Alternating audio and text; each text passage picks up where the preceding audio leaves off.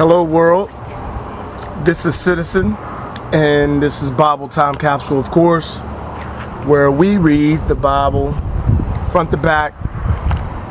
Today is May 30th, 2013. However, we are reading chapter 29. Let's begin then. Jacob's vision of the ladder. Then it reads chapter 29, and then it says Jacob meets Rachel. When Jacob continued his journey and came to the land of people of the east, looking about, he saw a well in the open country and 3 flocks of sheep lying nearby, for the flocks were watered from this well. But the stone over the mouth of the well was large. After all the shepherds were gathered there, the stone was rolled back from the mouth of the well, and the flocks were watered. Then the stone was replaced over the mouth of the well. Jacob said to them, "My brothers, where are you from?" And they answered, "We are from Haran." Then he inquired, "Do you know Laban, the son of Nahor?" And they said, "We do." He asked further, "Is he well?" They replied, "He is, and here comes his daughter Rachel with his flock." Then he said, "Much of the day is left.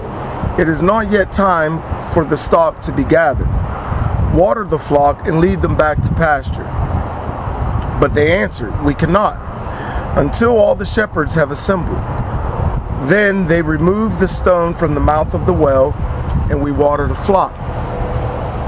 While he was still talking to them, Rachel arrived with her father's flock, for it was her custom to tend to them. When Jacob saw Rachel, the daughter of his uncle Laban, with the flock, he drew near, rolled the stone from the mouth of the well, and watered his uncle's flock. Then Jacob kissed Rachel and wept aloud. Jacob told Rachel that he was her father's relative, a son of Rebekah, and she hastened to tell her father. When Laban heard about Jacob, his nephew, he hastened to meet him. He received him with embraces and kisses and brought him to his dwelling. Jacob told Laban all these things, and Laban said to him, "You are indeed my flesh and bone."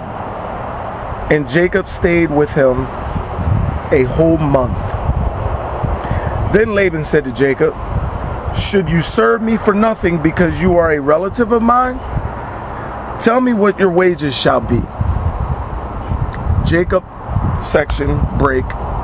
Jacob marries Leah, his love Rachel, and then it says Jacob marries Leah. I'll give you a visual. Laban had 2 daughters. The elder was called Leah, and the younger Rachel. Leah's eyes were weak, but Rachel's was sharply and beautiful. Jacob loved Rachel. He said, therefore, "I will serve you 7 years for your younger daughter Rachel." Laban answered, "It is better to give her to you than to another man. Stay with me." So Jacob served 7 years for Rachel, and they seemed to him but a few days because of his love for her. Then Jacob said to Laban, Give me my wife, for the time has come for me to go into her." Laban gathered all the men of the place and gave a feast. That night he brought Leah, his daughter, to Jacob, who had relations with her. Laban gave his servant Zilpah to his daughter Leah to be her maid. In the morning, to Jacob's amazement, it was Leah. Then he said to Laban, "What have you done to me? Did I not serve you for Rachel? Why then have you cheated me?" Laban replied, "It is not the custom in our country to give the younger daughter before the firstborn. Complete the week of this one's nuptials, and I will give you the other in return for another 7 years of service with me." Jacob did so. He completed her week. Then Laban gave his Laban gave him his daughter Rachel in marriage.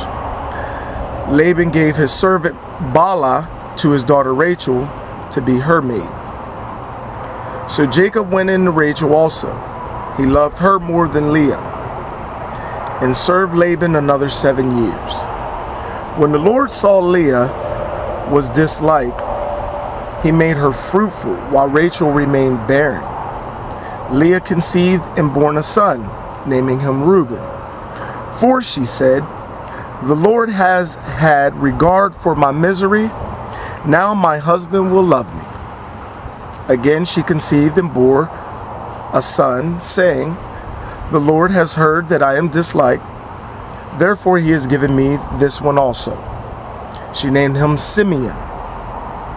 She conceived again and bore a son, saying, "This time my husband will become attached to me, for I have borne him 3 sons." Therefore she named him Levi. Once more she conceived and bore a son, saying, "Now I will praise the Lord." Therefore she named him Judah. Then she ceased bearing. That's the end of chapter 29. I'm Citizen. Be kind to one another. Love each other. This is Bible Time Capsule.